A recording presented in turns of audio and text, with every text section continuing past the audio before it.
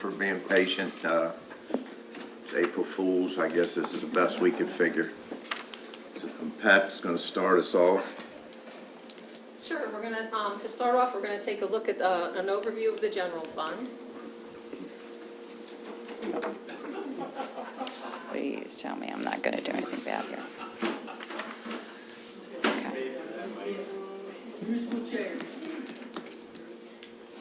Okay. You all.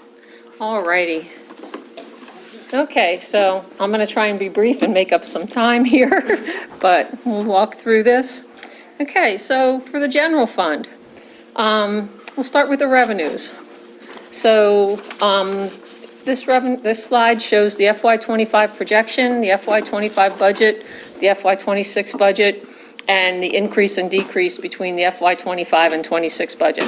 So if you look at this, you can see that last year our budgeted revenues were... Sorry, I need to stop for just a second and make sure that we're recording. I Sure. apologize. It's been one of those mornings, so we just want to double check. Yes.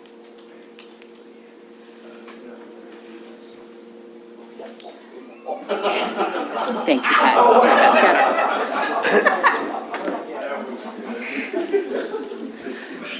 Okay. All right, I think we're ready now, so we'll keep going. So our total revenues are going up $2,347,000 or 3.6%. And we're going to take a look at where that's occurring. So the largest increase that we're seeing is in property taxes. We talked a couple weeks ago about what the constant yield numbers were, and they've even ticked up a little bit higher. So we're going to see about $1.755 million in property tax revenue. We're also going to see an increase in our public utilities. These are our internet companies of almost $500,000. So they have been, I think, changing how they're doing those taxes over in Annapolis. So we're going to see an increase there. So in total, the property tax is going up $2.2 million. We're also going to see a slight increase in the income tax. The state is projecting a 2.3% growth statewide. So barring any other specific information in Kent County, we're going with their projections. So we'll see a $500,000 there. Pat, I'm sorry, but I think, I just want to be, you said you were talking about the money coming from the internet. That's rolled into the property tax part. That's under the property. line that's called public utilities. I got So it. it's personal property tax that public utilities operating pay. It falls under the property tax category, That's what but, I meant, yeah. Recordation and property transfer taxes, we're seeing an increase here from last year's budget, but it's really kind of leveling off with what we're seeing this year. We're seeing growth, but we're starting to see it level off. So that $404,000 increase really is kind of consistent with the actual that we're seeing in 2025. You see a big negative number in our lease proceeds. You're going to see a similar number on the expense side. We just have not finalized our lease schedules with Enterprise yet, so we're not sure what those numbers are going to be, but they're offsetting and don't really have too much of an effect on the bottom line here. So overall, that's where our $2.3 million of increases in revenue is coming from. So then if we look on the expenditure side, you can see that our expenditures are increasing $4.5 million. You can see the categories there, and we're going to talk a little bit about each one of them. But the number that I bring to your attention on the bottom under the FY26 budget column is the surplus deficit. So as the budget requests stand right now, the expenditure requests exceed the revenues by $5.7 million. And we'll talk a little bit more about that impact later. But now let's focus on the increases in the expenses, that $4.5 million. So the first thing we want to talk about, and this number is moving as we speak. These are the new state mandates. This were the last set of figures that I saw. I think they may have even moved from then. So the state is going to pass on some teacher retirement. They want us to pick up more cost of the property tax assessment office and some of the community college retirement. So that'll be an additional $438,000 to the county. Kent County Public Schools. This year's minimum local appropriation, and I want to stress here that we have not received a budget from the Board of Education yet. So I'm not sure if they're asking for more than the minimum. we have to fund at least the lease. So that's what's in here right now. Last year's minimum local appropriation was just a little over 19.8. We did some additional funding.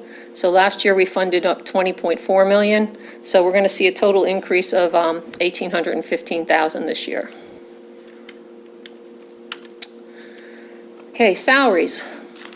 In the budget, we have 5 new positions that are requested. We have 4 EMTBs and 1 school resource officer. We have a salary increase in here of 4%, and those are the main increases in the salary line. On the benefit side, with the new positions come benefits, so we have the benefit cost of those new positions. We had a preliminary quote of 17% for health insurance increase that's built into here. I think since then it's come down a little, so we're going to have to adjust those numbers as we go forward. And we're also seeing increases in the pension rates. So the benefits are going up about 1.2 million. County allocations. This isn't an all-inclusive list, but has the major ups and downs. We're receiving additional funding requests from the Health Department, the Library, Upper Shore, Delmarva, the fire companies, and the Greater Rock Hall Business Association. We are seeing some decreases. We funded a couple of projects in the town of Rock Hall and in the town of Chestertown that were in FY25 that are not in FY26. So the total increase in the allocations is 60,000. If we look at the operating, and you're going to hear a lot about this as the departments present today, they'll be focusing on what's going up and down in their operating budgets. Overall, countywide, we're seeing requests for almost $700,000 in additional operating money. So you'll hear more about that in just a few minutes. Transfers to other funds. The largest one is to water wastewater services. In the last couple years, we've had the benefit of the ARPA money, which has really funded a lot of the water wastewater infrastructure repairs, and that's going away. So we're seeing that come back onto the county side. Our capital projects requests are actually down from last year, and Bayside Landing, we also had a large project in FY25. I think it was the pier and the bulkhead replacement that we don't have in 26. So overall, we have an increase of 931,000 in transfers to other funds. On the capital side, just the things that are being requested from the department heads, it totals about 2.6 million. And again, you're going to hear a lot about these requests as the departments present today. They'll be talking about their capital requests. This kind of just gives you a quick overview by category of where it is. The largest portion of the requests are in public works, followed by public safety. So what does all that mean? As we start the year, this slide kind of walks us through our fund balance position and our deficit surplus position. So in FY25, we're starting the fiscal year with a fund balance of almost $21 million. We think right now we're projecting that we're going to have a surplus of just a little over 2.1 million. So we're going to end with just a little under 23 million in fund balance. Our targeted fund balance is 7.5%, so that would be about 4.7 million. So we would have additional fund balance over our usual target of about 18 million. If you look at the far column for FY26, you can see that we're beginning with that just under $23 million fund balance. As the budget sits right now, we would have to take 5.7 million out of fund balance to fund it, and it would leave us with a 23% fund balance. So a couple of takeaways from this is that we have a really strong fund balance position. That money should really be used for one-time things. It shouldn't be used to fund operating budgets. And we have several big projects in the future. We have the middle school, we have the regional jail, we have the 911. I'm sure I'm forgetting something. But so anyway, those dollars will most appropriately be used for those projects. So the challenge this year is to get that $5.7 million deficit reduced. So, any questions? I know that's a quick overview. So the fund balance has grown, Yes. and do you have an idea of how it grew? Yes, Or what so when we went through COVID, As you know, there was a lot of money pumped into the economy, mostly from the federal government. And it flowed down into the states, and then, contractors were hired, and there was just a huge amount of increased activity. There also were mass relocations of people during COVID. So we think some of them came into our community. So what the state has been saying for the last couple of years, every year, is be conservative with your income tax projections because we know it's going to go down. So they started saying that in '22. We didn't see it. They said it for '23, and they said it for '24. And so basically, the income tax numbers have held up at higher levels than we thought. So that's in large part what has ended up in the fund balance. So for example, if somebody was a second homeowner and they used to come here on the weekends, but during COVID, they decided this was going to be their primary and their condo in New York City was going to be their secondary, now they're paying income tax here in Kent County, when we don't know if we'll start to see a shift in the other direction. And so for this year, if we go back to that revenue slide, let's see. What they're saying, the state is saying they're projecting modest 2.3% growth. And so we're mirroring their projection this year. So we'll see. So I think time will tell. I think everybody, the soft landing that they talked about, they really don't think it's going to go down to the pre-pandemic levels. So as we go, I guess more will be revealed. Okay. So let's see, that's the overview. And now what we're going to have, our departments present their individual budgets. And I thought that what I would do is start with the finance budget, just to talk a little bit about what the format looks like and what you'll be hearing from everybody. I think.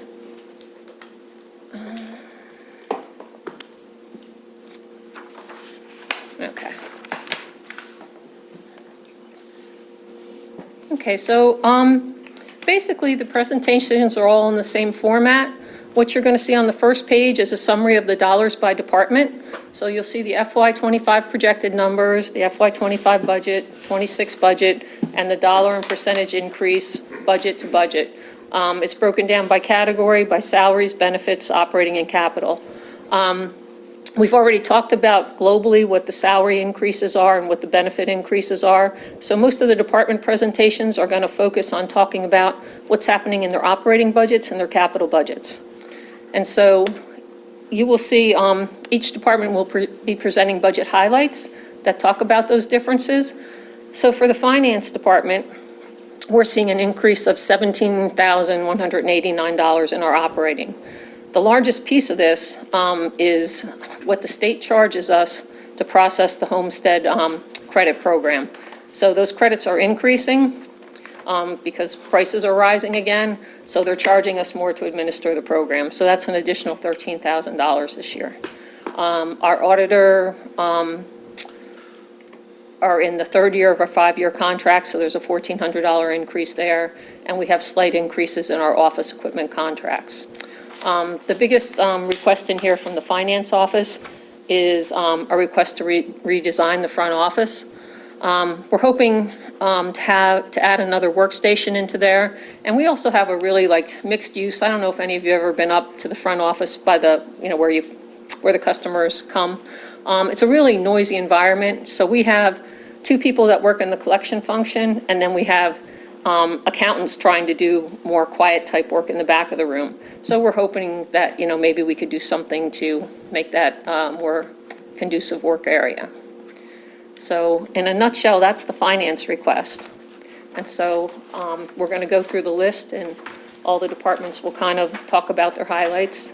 And I think, let's see.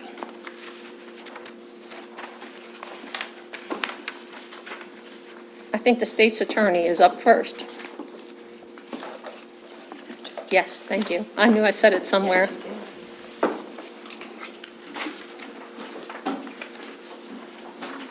Good morning. Good morning, Commissioners. Good morning, sir.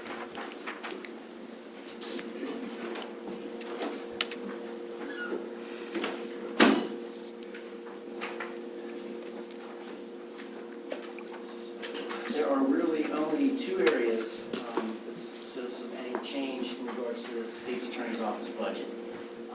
as far as operating expenses go, the only real significant change or increase would be roughly $5,622, and that's for the to upgrade our security system. So to get new camera system in and go from regular keys to key cards to get in and out of our office. So that is the only real highlight I can point out as far as operating goes. Capital expenditures are zero, they always are. The next area of increase would be in personnel. As you know, we recently had an employee retire, Kathy Carroll. She was part-time in recent years. She was with the office for 17 years. Prior to that, she was full-time. Even as a part-time employee, she brought a full-time experience to our office and able to give support to the coordinator in our office, everybody in our office, staff, attorneys, you name it, in a way that few can based on all that she's gone through with the State's Attorney's Office over 17 years. She is now gone, so that I'm asking that position go from part-time to full-time. So those are the two big increases and highlights in the State's Attorney's Office budget. Other than that, everything's pretty much stayed the same. Not much of a difference from previous years. I submitted a memo in support of my request for an increase of that position, that administrative specialist position from part-time to full-time. The memo speaks for itself, so I'll leave you with that. But if you have any questions, I'm happy to answer. Thank you.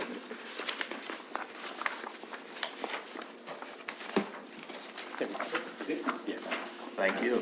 That's pretty simple. All right, well, the rest You set the bar. You do the same. I hope so. Everybody's safe. Okay, and next we have Circuit Court. Judge Murphy? Oh, boy. This is one, get the This red pencils out for this. Good morning again. Red's good, right? Before I begin, I wanted to thank you all again and reiterate what I said in the letter, that I hope you got, thanking you all for approving the lobby renovations. That was financial year 23, year 24, I think. I can't remember which one we are.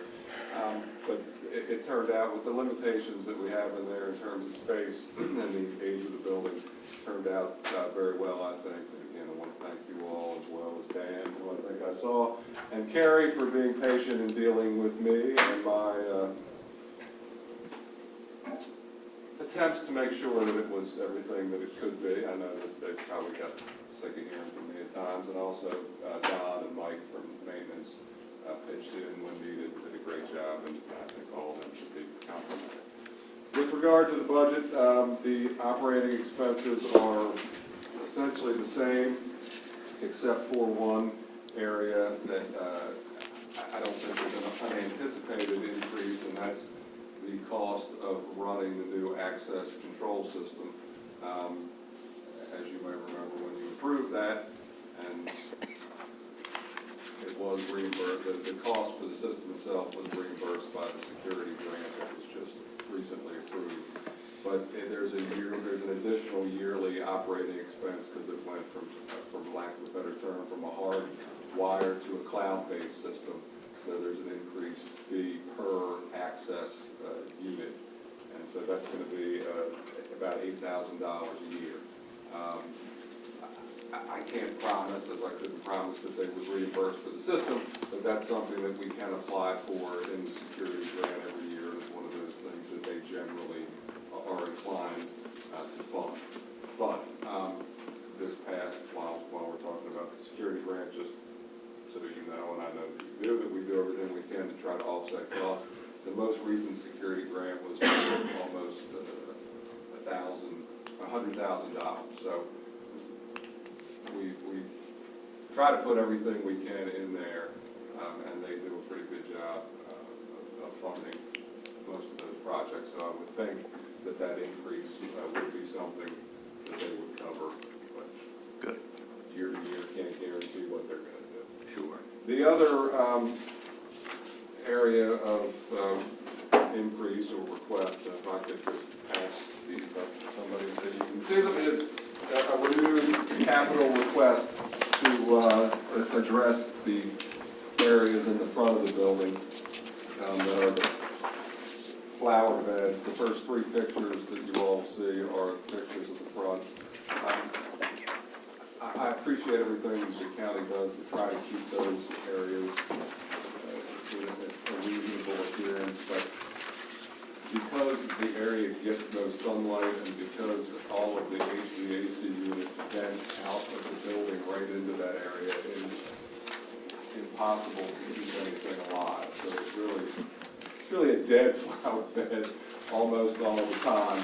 And I've requested before, and I'm requesting again that you consider just putting pavers down out there so it doesn't require any maintenance and it looks a lot better. And the last three pictures are the High Street side of the building, which has always been bricked right up to the front. I think it looks much better in the maintenance-free area rather than having to try to do something with an area that really nothing effective can be done. So those are the only two changes in the plan. Very good. Any questions? I just have one real quick.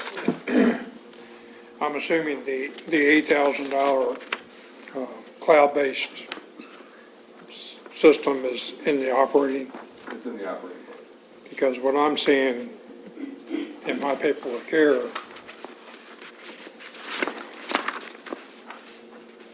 was 4919. Well, there's some change, and Lindsey Bloom, the court administrator, is here if I get these numbers wrong. We offset some of the first year cost with money that we had remaining. It'll be a long explanation you may. The Court Smart system that we have that does the recording, the state had indicated to us last year that they were going to take over the payment of the Court Smart yearly fee. So we had money left in that part of the budget that they were paying, and we used that to cover part of the operating system for the security system. The state has now told us that they are not going to cover the year-to-year fee for the court reporter. So that's why the request is now to cover that whole amount, if that makes sense. Yeah. Okay. Did I get that right? I think we was part of a contingency fund. And then, right, the other part was covered out of the contingency fund. So I guess, So the increase, it's going up basically because it was funded by other ways Right. last year. So the increase is the 2,600. okay. Very good. Thank you all Thank you, very much. guys. Thank you, sir. Have a fun day.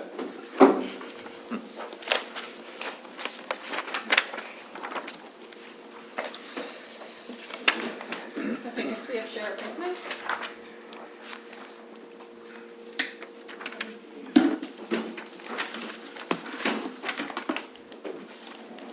Good morning. Good morning, guys. Morning, gentlemen.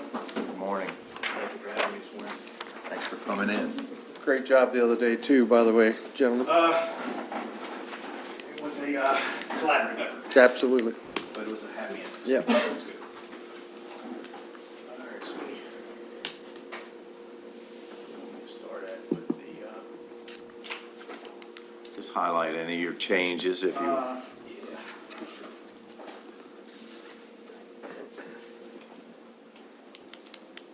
There we go. All right, so, new position. Fairly hefty price tag with that, and I think that's probably potentially ballpark of what am I asking for. And I don't even know if this person even exists, but what I'm looking for is potentially having a contractual employee, similar to what Metzbauer did at the high school, but have that person at the elementary school. We have had some, if we have a three-man shift during the day, we'll send somebody to the elementary and have them there for the day. Unfortunately, when it comes to the court schedules, a lot of times the three-person day shift is down to two, sometimes one, and of course, whatever, we're all chipping in, no big deal. But we can't just dedicate a person to Galena.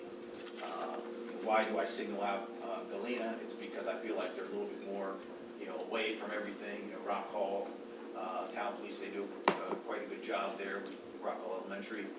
Chestertown Police, they're in and out of the school all day long, and they're right there, response time. I just got a little bit of concern in the response time for Galena. We have certain, law enforcement ways, notifications that, in the event there's a critical incident, that information, they just did a test the other day, it gets out, you know what I mean? So we get it, it gets out, so there's something that's in place. But this particular position, I'm kind of looking at somebody that would be retired law enforcement. They would already be, have, a pension and health insurance, those type of things. And they would be interested in some, basically, with an hourly rate when they work at the elementary school, they get paid. If they're off, they're off, those types of things. Just a contractual type of employee. And again, if approved, this person might not exist, I'm not gonna be able to fill it. I don't know. I have no idea. And I do not have anybody in mind at all. I just think that it would be something that, I don't think this is probably the best of years to be asking for these types of things, and I completely understand, but I also kind of felt a little bit negligent if I don't ask. So that's where I am with that particular highlight, which is really the main differences there.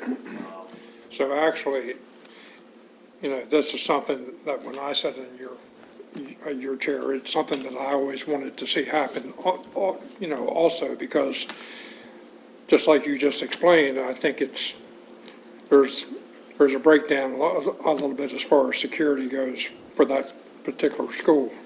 Although I think it's protected well now with what you're doing. So the 85,940, I would like to see maybe you and Pat get together and maybe talk about a more accurate number for a contractual hourly rate with limited benefits. Now, I know there's some things that we have to do benefit-wise, but for instance, if you were to hire a retired deputy or trooper or town, police officer, a lot of times they already have their benefits, and depending on what pension system they came from, they may not even be eligible for another pension. So I would like to see you maybe narrow that number down so we have a good number of exactly what you would want for a contractual position. Again, it might go completely unfilled. I don't know. You know what I mean? But I think it's, No, but I think it's worth trying, just like you said. Again, I think it's worth trying, and, and we are trying to, as best as we can, have people in there. It's just tough to be able to fill, all these different spots. I mean, we don't do a tremendous amount of patrol work. It doesn't seem like we're always, think about the courthouse, accountability in the schools. I mean, we got people in all these different places, and then we also got people that are out there handling 911 calls. So we are the primary law enforcement agency in the county, so we're handling that part. We're handling it. I didn't have any turnover this fiscal year, so that's a accomplishment for us, I think. And so I think people are happy, and we have a decent work environment, and things are going well in that case. But that's always subject to change. Again, I don't know if the person exists. If they do, that would be great, and I think we can do a better job with coverage. But that's the main part of that there. Uniforms, it's 6 vests. That just comes by expirations of these vests. We obviously try to stagger them out because everybody has a vest. So it just so happens that 6 will be the next fiscal year. Vehicle rental, without going into a tremendous amount of detail, it would involve an additional rental of a covert vehicle. And that currently, one of the vehicles that's being used is actually an enterprise vehicle. So I would actually bring that particular vehicle into the fleet, and then we would have an additional covert rented vehicle. And those vehicles can be rotated, so they're constantly changing vehicles, so targets don't know exactly what they're riding in.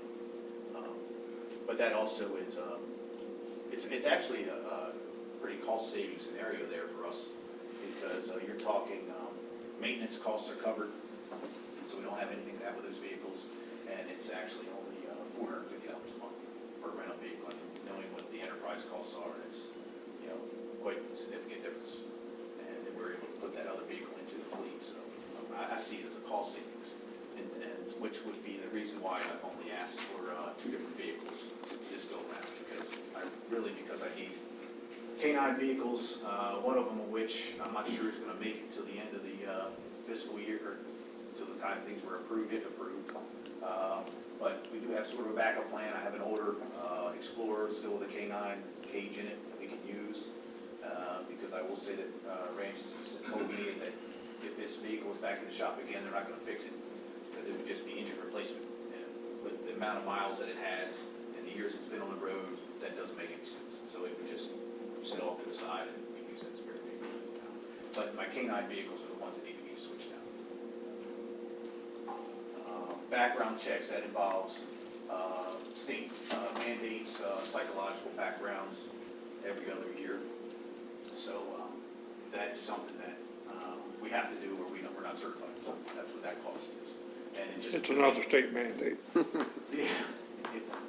Yeah. That's ridiculous. Anything else? So going back to your vehicles, and I know that this has always been a problem over the years. A lot of times the vehicles don't get ordered until later on. And I've always asked the previous boards of commissioners, and I think we did the same thing last year, is to give the sheriff and the EMS folks the ability, and again, I don't know whether you have anything in your budget, Pete, but the ability to go ahead and place the order where they'll be, because we're not going to be invoiced until they arrive. And historically, it could be 8 months. To what he's talking, what Commissioner's talking about, like, I just got the 4 vehicles on the road just out within this month. From last year. From last year. We just got them out and we're going to start using them. You know, and that's, but it just, it's so many areas that it breaks down, you know, whether it be the delivery or the equipment outfitted or something. It's just, so anytime we can start that process sooner, we're better off to try to do this. And I think the one vehicle that I have, one thing I think, like I said, range is not going to fix it anymore, so it's just a matter of time that it's going to blow up also. But, you know, just that we could start that process earlier certainly would be better for us. Do you have anything this year that you're going to be turning in, besides the 2 K-9 vehicles? Yes. Well, we have a couple from Jet, we just go switching over because we just got those vehicles gone. We got a couple to turn in. The Taurus we're turning in, Explorer we're turning in. I think maybe even a Charger might already been turned in because it was not even operating. One of them actually, I just got to talk to Willis Ford this morning. We got in right on the cusp, it needs a new transmission, that's at $94,000, it's going to be covered by the powertrain, 100,000 mile warranties, that's a good thing, that might be a good vehicle for us. It's a 21 for as a spare, so now we get a new trans and add on, you can shoot. But we're going to take all the ones that are under 100,000 miles over to them and see if we can do something with them on the warranty. Yeah, I mean, just, we'll be turning some in, but I'll also be leaving a couple because we didn't have hardly any spares because the Chargers just didn't hold up. Mounted in, so we got them off the line.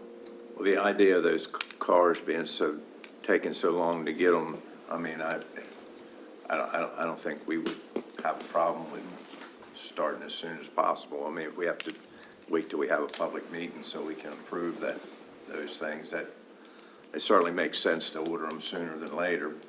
Because things may not even get better. It might even be a little tougher to Yes, get. you never know. I mean, sometimes it's, we don't have any vehicles available, or, I mean, at one point we had, you know, it was a radar thing was ordered, but didn't have the cables that came with it, you know, so I mean, had to wait 3 weeks for a cable. It's always some kind of breakdown somewhere, you know, and so obviously if we start sooner, the better chance we have of getting it. Well, we've certainly had enough experience with it to know that the sooner the better when we go to order them. Yeah, and we don't get billed or have to start paying anything, and Shelley, I think this is correct, until it's a completed project, and it's done, and it's now been delivered to us, and we're good, and that's when we start paying. And Right. even if we got those vehicles tomorrow, that wouldn't be until next fiscal year. So, Well, then, maybe tonight when we have our commissioners meeting at 6 PM, at the close of the meeting, maybe consider making a motion to allow the sheriff and what other departments might need vehicles to maybe go ahead. So far, the sheriff's office is the only one that has vehicles that you're Okay. going to see today, because we don't have those back yet. And it might be better to wait for Public Works to come up with the quotes, because that way you can approve the quote, and we can move forward. So that would just be getting the quotes from Enterprise, and as soon as Public Works gets those quotes, then they can bring them in for approval. Regardless of what the quote is, he's got to have the vehicles. So Right. My inkling is to make the motion to allow him to go ahead and purchase or place the order. Right, And but, it's but gonna we be- have to It's gonna come, be what it's gonna be. right, we have to come back in front of you to get the quote approved anyway. Yeah. So, I mean, if you make a motion, it doesn't get us any further along in the process until we have the quote, because the quote has to come back in front of you for approval. It doesn't get us any further, but it gets them a little further if they can get that order placed. That's the way I've always understood it to work. The sooner that you tell, and I don't know who the guy is or the lady is that you deal with now, but the sooner that you give her a thumbs up or him the thumbs up, Yeah, sometimes it takes a little time to find a vehicle. yeah. Right, exactly, well, right, exactly. Some models are more So- available than others, and, you know. They can go ahead and do that legwork now. Yeah, They that's don't- what I'm. They don't even need a That's what I'm motion. suggesting.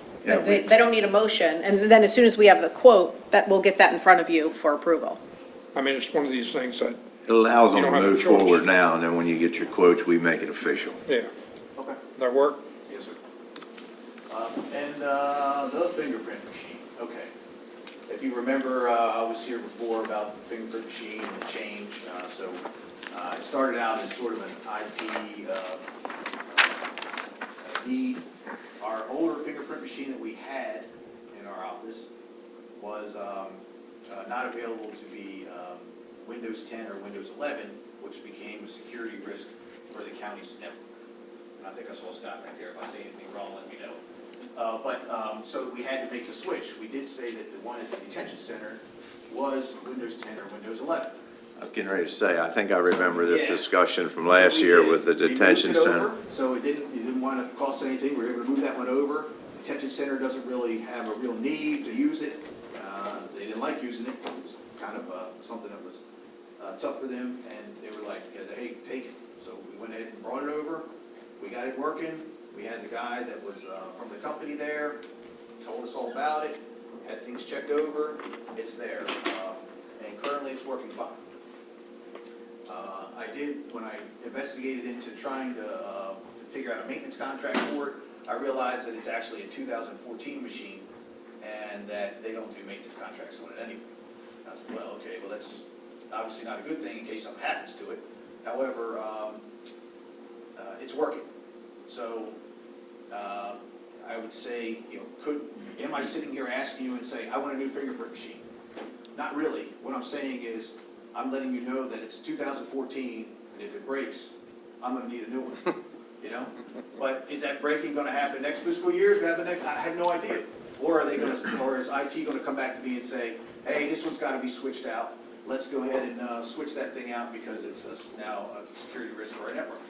I don't know. All I'm saying is, in the event that I need a fingerprint machine and it breaks on me, then I will be here to say, remember, I kind of asked for this particular machine, and we'll leave it with you if you decide, obviously I understand the economic times and understand that, any little bit helps. So, I mean, like I said, it's working, and we don't necessarily have to replace it, but when it does break, we're going to have to replace it, and it's going to have to be replaced pretty quickly. But I also already have the quotes and everything. And those kind of things, when they happen, and we're just gonna have to take care of it. But it was nice of you to let us know. Yeah, and then we were able to save, there with the, with moving the machine, and all this type of things. And I guess, you don't see, tasers in there because, again, similar to like the fingerprint machine, we have them, they're working, they won't be serviced if they break. I do have one or two spares, so I can probably go a couple years with the spares, but once one of them breaks, I'm gonna have to replace it. And when I have to replace it, then I'm gonna, have to come, and hopefully it'll only be maybe like a $2,000 venture as opposed to swapping out, 6 or 8 of these things. Any other questions about budget stuff? No? I think Pat and Shelley, when I met with them, they said something about agencies highlighting some different things, so I did bring copies of our annual report. So if I look here on page 4, it shows that our calls for service are up 715, up to 18,479. Felony crimes are down 9, from 61 to 52. Misdemeanor crimes are down 33, from 129 to 96.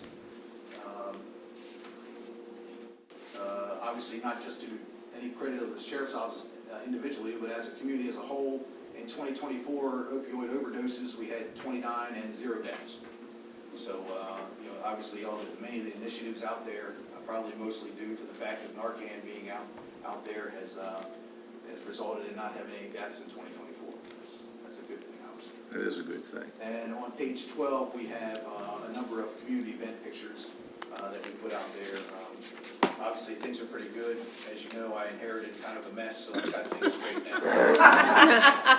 So I'm happy to be able to get that done. So.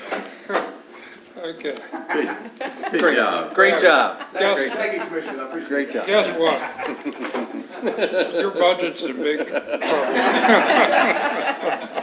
No new vehicle for you. Questions, comments, concerns? Thank you very all much. right, thank you. Okay, next is Lisa Mazingo.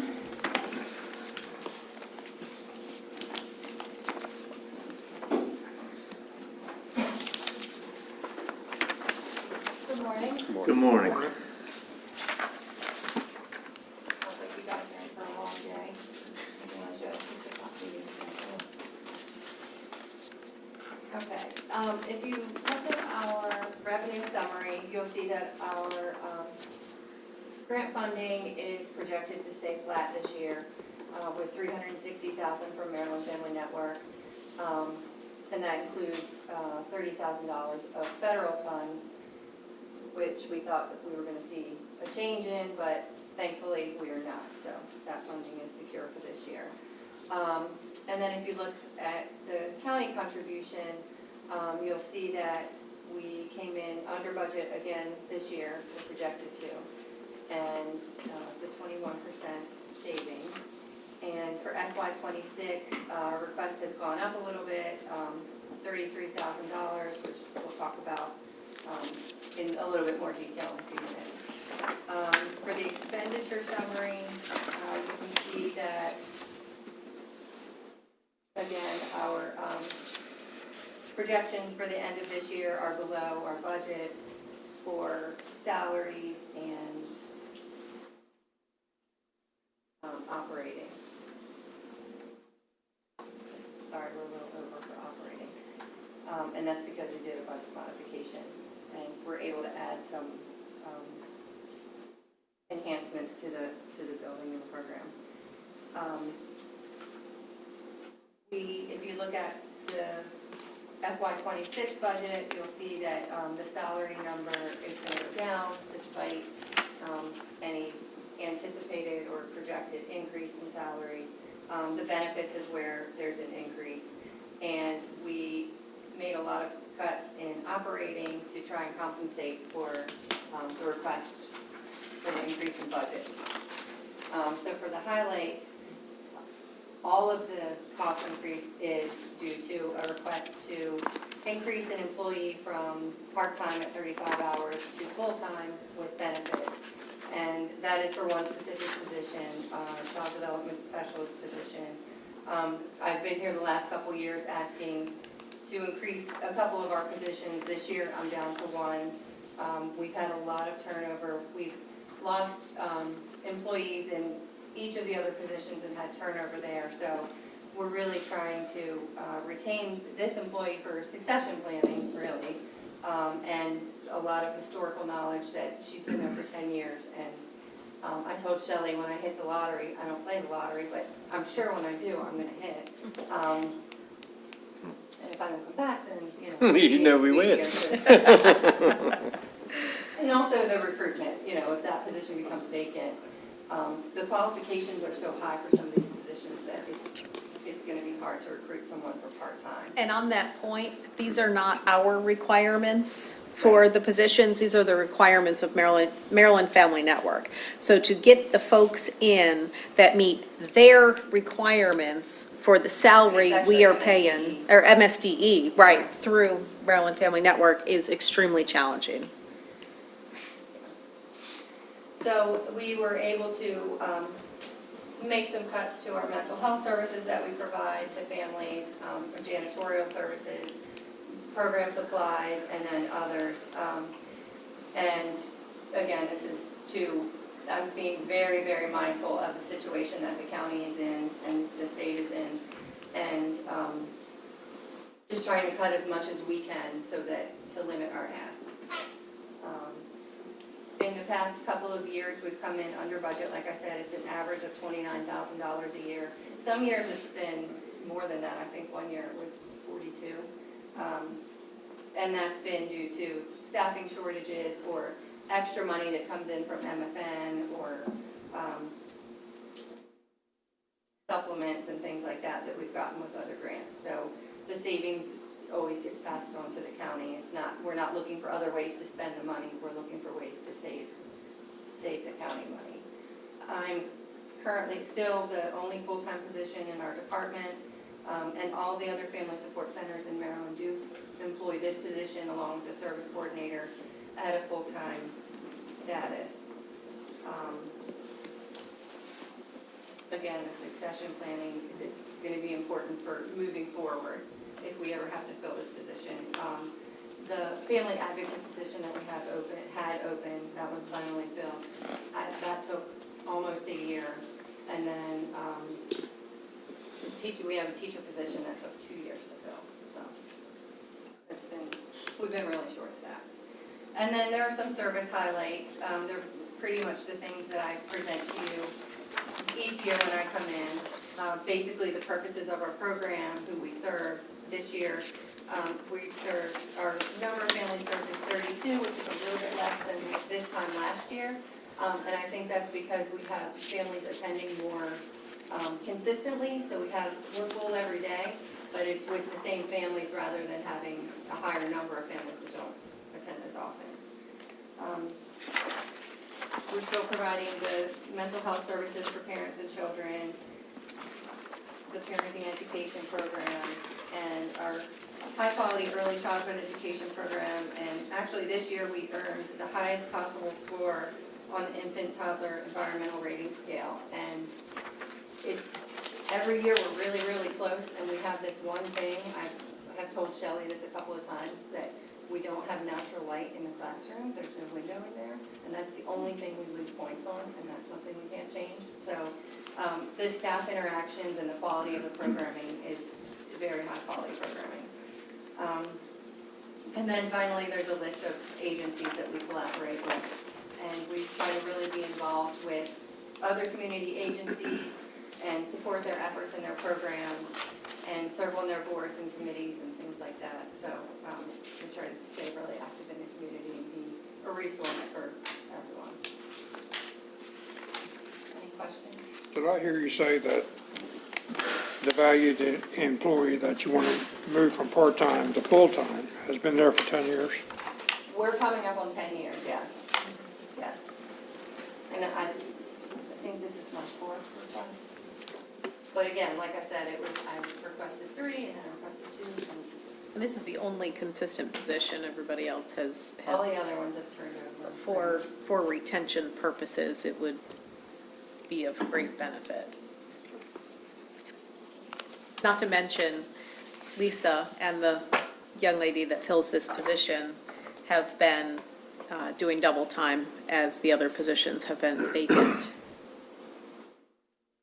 So all of the actual services have been continued to be deployed. It's just they're working extra hours to make it happen. We get the picture. Yeah, Yeah. I hope so. Thank you. All right, thank you. Thank you. Okay, next we have the detention center.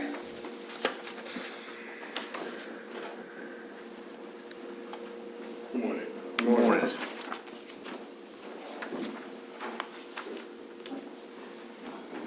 How are you this morning? I'm doing good. How's everybody? Good. Good. I'm sorry, this is my mistake. My sister. Everybody knows. All right, let's start with the budget highlights.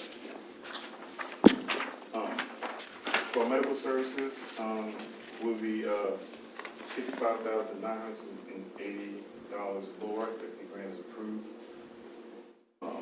And this is the MAT grant. The MAP program, I'm sorry, the MAP grant. That you just approved its application being sent in, and we do not know yet whether or not that will be approved. If those, like I said, if the grant approved, it's a cut a lot of our costs. The outside medical treatment will be $86,000. Yeah, the same thing, $86,531 lower. Medical supplies will be $12,200 lower. The only, because urine tests will be 4,100 lower. Our prison food, of course, the banner cost will increase. Any idea, excuse me for 1 minute, any idea when you're gonna have any notifications on the grants or No, it won't be until June.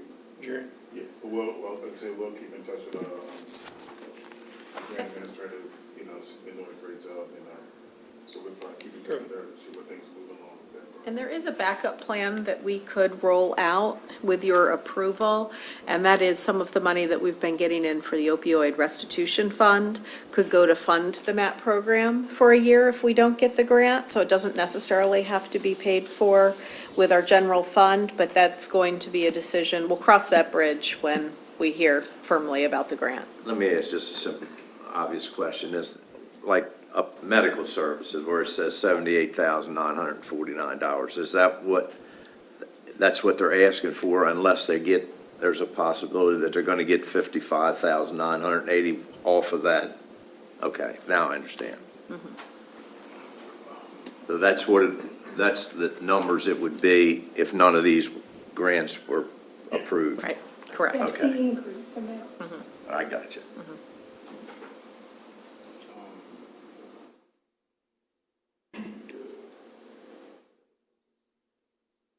Just the capital projects that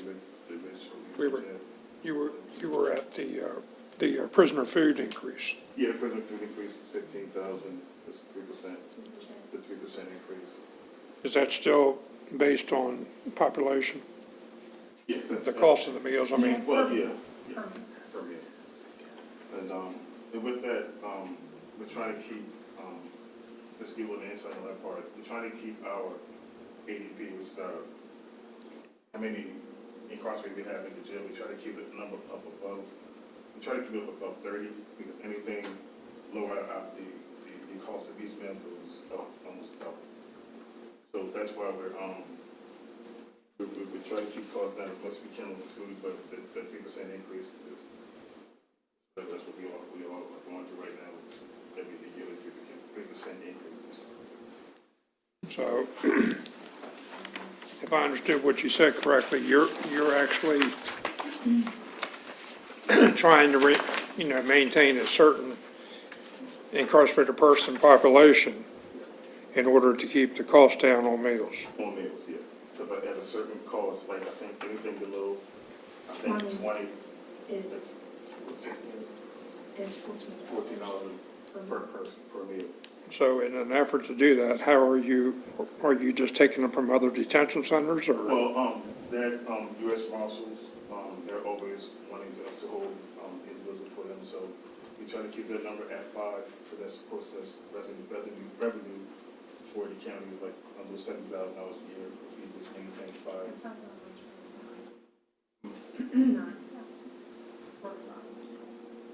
Well, not 5 people.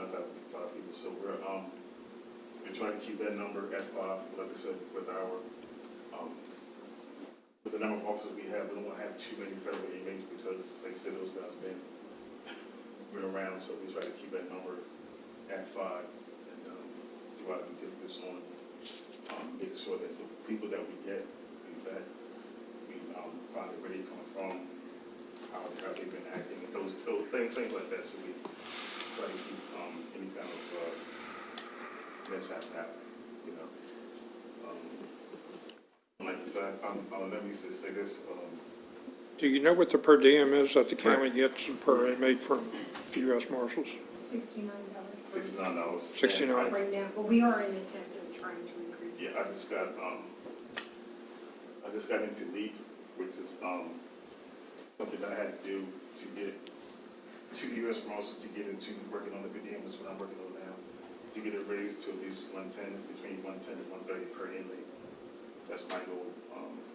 As soon as, there's a lot of red tape that goes through with these parcels as far as getting any money out of them, so that's my fight right now, I'm dealing with. Well, I'm just going to mention this. I have a concern about, and always have, about housing, you know, federal inmates, because number one, I know you try to do your best to try to only take the good ones. Because a lot of times when they come here, they infiltrate the other population in the incarcerated facility. I'm just wondering if anybody has actually taken a look at, because I mean, you said the prisoner meals are going to go up, and you're trying to keep a certain level of population there. Has anybody done a cost benefit on not having, say, 35 inmates total versus what we're actually getting out of it? Well, I mean, if we're just talking about food costs with these meals, I mean, and again, I don't know, you know, if you only had 30 inmates or 28 inmates versus 35 or 38, are we really saving anything? well, we Or also, gaining anything? well, we also have to think about the way that the court system are working and with pretrial.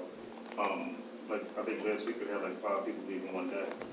So if we get to the point where we're starting doing that, and we get to the point where we're at 19 people, and we're paying double the cost per meal, I feel like, you know, keep those, at least something that we know is guaranteed, and that gives the county back revenue. But like, I think last year we sent them, was $85,000. About $90,000.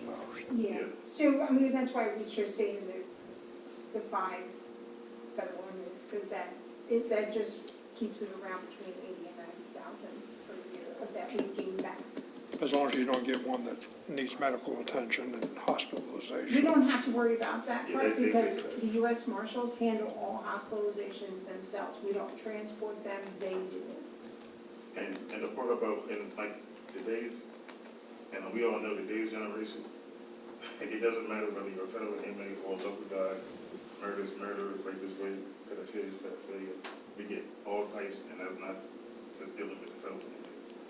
You know, so we and like last week we found, like I showed Shelley, where we had a gentleman come in, also did a great job on the search, and we found a tremendous amount of Suboxone, or suspected Suboxone strips. I mean, the largest amount I've ever seen in my 22-year career. And that's dedicated to the officer that works there, busts behind every day. And so we, Was this a federal inmate or local? this is a federal inmate. I mean, we had another inmate who wasn't a federal inmate who brought in marijuana who we caught. I mean, we caught that as well. So it's just a game of harassment.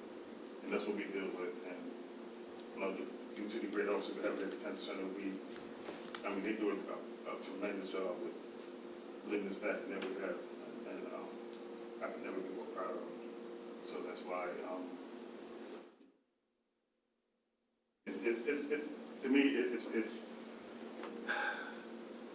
I don't want to get too deep into this, but I just feel like I come here and to be in this position and I fight every day to make sure that those people are safe, make sure that I can give them whatever I can, because I've been on the other side, and I know that, you know, especially listening to you guys talking about the way the money is and the constraints that we're going through right now, is that I don't try to ask for anything, I don't ask for much.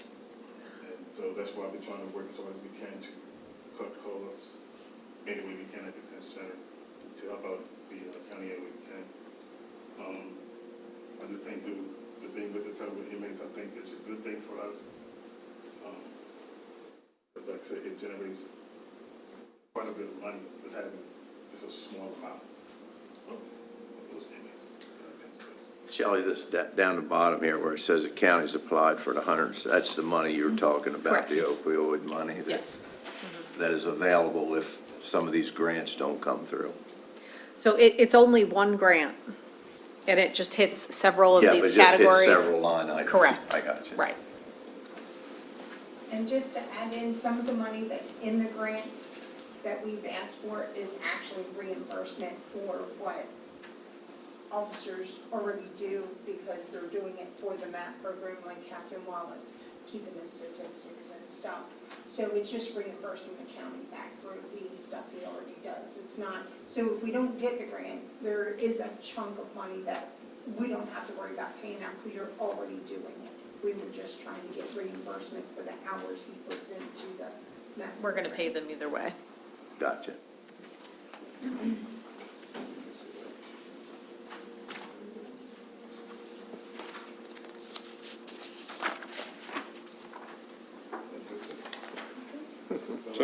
So the capital projects, when the Midshore Regional Jail, there's 210,000 there for the capital.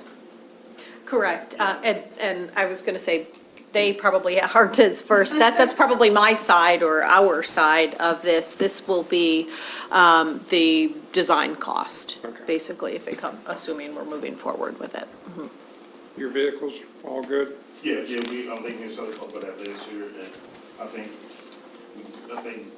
I had my officer go check over, make sure everything was good with any of the vehicles, any issues or problems, and everything's good. So, you know, we can get another. And we're holding on those vehicles right now, and we're holding the number of vehicles firm right now, because if we were to move more toward a partial shuttering, there's gonna be a lot more transportation. And therefore, the amount of vehicles that they have right now could accommodate that, whereas if they turned in vehicles, they would be short. So right now, we're just waiting for further clarification on how to move forward before we touch the vehicles. That's all I have. Thank you very much. Thank you. Thank you. Okay, next we have Pete Landon.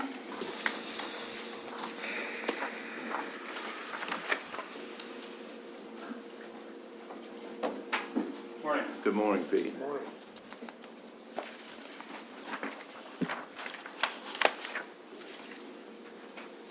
Pete, where are you going to start? OES? Yes. Okay. Before I start, I wanted to, first of all, thank you for your support since I've been here. I also wanted to bring up that what's kind of become one of our big priorities, and I know President Fithian, you went out to the 911 center and you saw what's going on. DPW's been, and their crew have been diligent in trying to stop the flooding that's going on in that office, and they've done so far from what we have on the inside. So water's not coming in anymore with the patch that they've done. But that presents an issue where we're in the middle of wanting to refresh the 911 center. The kitchen's never been touched since it was, when it was a weight room in the basement for the sheriffs and troopers.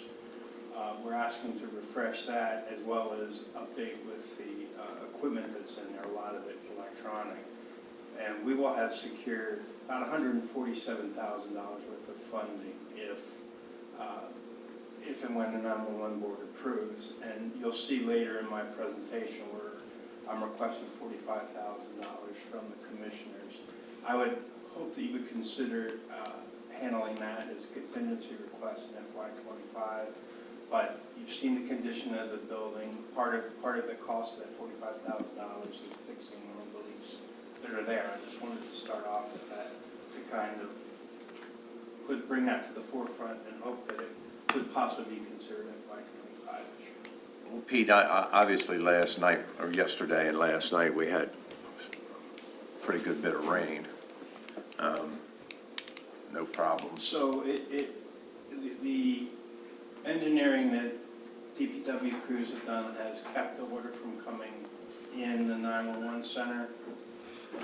Dan could probably answer better where they believe that water is going now, but they've secured that location. But with all due respect, I think they did a great job in an emergency situation, but that's a pretty rinky-dink from what, fix that, I don't I'm want to wondering- minimize the work that they did. They did an excellent job mitigating circumstance. I think more has to be done. And that all goes hand in hand with the 911 center needs to upgrade their radio and computer equipment. And we're set to do that. It's just the repair that could be holding that up. Like I said, we'll have $150,000 worth of funding. We're asking for a fraction of that from the county to move forward with those, and that'll come up later. I'm not as concerned about the money part as I am, I'm just wondering, are we still not figured out where this water was coming from, or Dan? I'm sure Dan, he's jumping up and down Dan will back address it there, he later. must I'll have, make you sure come I'm on here up, to support sure. them.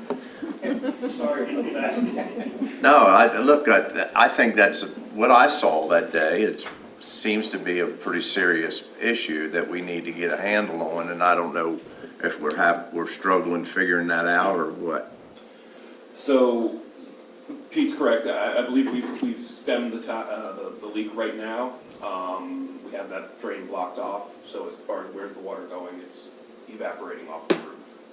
It's not a good solution long-term, but it's bought us time to evaluate options on what we can do to repair this thing. We have two approaches right now that we reviewed late last week with a roofing contractor. The first would be a full-scale reconstruction of that roof area. I don't have the exact numbers offhand. I think that was around $350,000. And then the much more 350 to do what? full replacement of the roof. The replacement, okay. And then the more surgical approach that would solely focus on fixing this immediate issue involved some reconstruction of the roof area around the drain, as well as slip lining the drain. I'm waiting on a slip line number, but I expect that to be in the neighborhood of $15,000 to $20,000 to patch up the immediate area and replace the drain and slip line that pipe, because that pipe that goes from the roof drain goes through the block walls of the building. So it's very inaccessible for repairs. We'd need to cut open large sections of concrete block in order to get to that pipe. Putting a slip line from the inside through it would prevent the leaks in the short run. It's not a 30-year solution, certainly, but that would certainly buy us time. So I can formalize those numbers and present them to you as options within the next week or two. Okay, because obviously, I don't think I would be able, I'm not the only one that probably thinks that's something we need to deal with. And I don't know whether you Band-Aid something like that, or you fix it right. I mean, I don't know. I'm not even sure I know whether we know what the problem is, or. We have isolated the problem. It is the area immediately around one specific roof drain, as well as the pipe that goes from that roof drain down through the building to the outside. But you're not sure where the water's going? With roofs, it's tough because once it gets in, it spreads out, generally speaking. The water that is affecting the 911 facility is coming from this roof drain, we are confident. And it could be impacting other parts of the building, possibly. Certainly the insulation immediately around it. I mean, if it's running down through the walls or something, we're gonna have bigger problems than what we got now, I would think. I mean, if we can't find out if we don't know where that water's going, I don't think we have a handle on it yet. I think we need to know where it's going, to see if it's doing any further damage. I would think, I don't know, Well, I think they've stopped the leak, and now the water's just on top of the roof. Yes. It's not. It's not running off the roof at all? Oh, yeah, well, it will, I mean, to a certain degree, until it puddles up, and then but it's not intruding in the interior. No, I got that, Right. yeah. And we had infrared scan of that roof last year, and there are certainly some areas of water intrusion pretty pervasively throughout the roof, which led us to consider the full replacement option. So we'll hear more about this in a couple weeks. Yes, I'd probably next week, yes. Very good. All right, that's it. The bigger issue, I believe, is, first off, that 911 center doesn't belong in a basement. Well, I mean, I think there's another And big, that's a I think much- we could talk about that's- this for 2 hours. That's a much bigger issue. Yeah. But over the years, that they've had sewage leaking down on top of them and all kinds of nasty stuff. Well, and that's my reason for either, something's got to be fixed. I don't, They've had heating, cooling issues and all kinds of stuff. But it might have seemed like a good idea at the time to put it down there, but I appreciate your support, and I think the resilience of the staff is what allows us to do what we do day in and day out there. I've been amazed since I've been here. when was that put down there? what, the 911 center? 1990, 92? They moved it from the courthouse basement another day, to another basement. 20-something years ago. Yes, sir. Yeah, at least. 30s. I think it's probably 87, 1987. About that. All right, I didn't mean to throw You it done? out. And I didn't want to hijack my done? whole discussion. I'm going to have to speed through it. I just wanted to get that on the board. If you go to the budget highlights in OES, the operating, some of the differences there, you'll see in software subscriptions. If you remember last year, we went from Code Red to Everbridge. We actually had the health department cover that cost. It wasn't included in last year's budget, and that's why you would see in next year, or FY25, it wasn't included. In FY26, you'll see it reappear again. And it's at 12,931. I think I just sent something to Shelley to take a look at, and it's lower than that. It's under $12,000. And that's the mass notification that we put out that's worked a lot better than Code Red ever did, and we can geofence it, so not only residents get it, landlines get it, cell phones get it. That's the reason for that increase, seeing that there.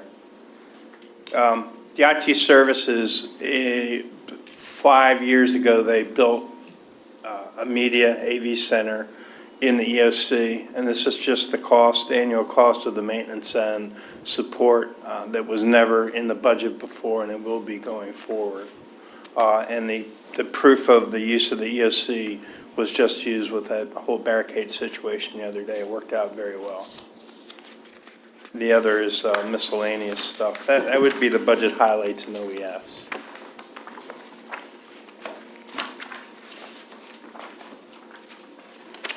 You get on to different animal and EMS. They are obviously growing, and part of my requests are commensurate with that growing. We're poised to move into Betterton probably during this year, and I would like to say that we're all going to see an increase in calls when the Millington Senior Village comes to fruition in the future as well. I think the support that other jurisdictions had asked for, Millington might have to do the same just based on the change in their citizen base and the age of them. In operating costs, you see a lot of what we're dealing with are just rises in supply chain and costs, the same stuff that we always buy. I can tell you the increase in paramedic supplies is based solely on supply chain and cost increases. If we see it on sale, Chief Quinn will buy it, and we try and make it last as long as possible. I did add, I know there's been discussion in the past about a state retirement study, an actuarial to figure out exactly what it would cost for LEOPS, and that's the law enforcement officers' pension system. It's much like a program that the sheriff's department and the corrections facility have. One of the things that's interesting with that, now could be a good time to move forward because the tenure of Kent OES is changing, whether it's in in EMS or communications. We're recruiting and retaining younger members, and that tends to drive the cost of joining a program less, so it could be the time to move. In education, required training it has always been there, but one of the things we're trying to do in position development is actually have the ability to retain and pay for EMTs that want to become paramedics. There is an agreement with Chesapeake College that'll be coming before you where we've signed up, where we can actually have our EMTs who are in class ride back with our personnel, ride back with our department and personnel rather than Cecil, Caroline, Talbot, or Dorchester. A lot of times when they do the ride-along, they do their clinical assessments, we lose them to those departments. So I think at least having the county consider paying for some of that training could be a way of us improving recruiting and retention for the paramedics.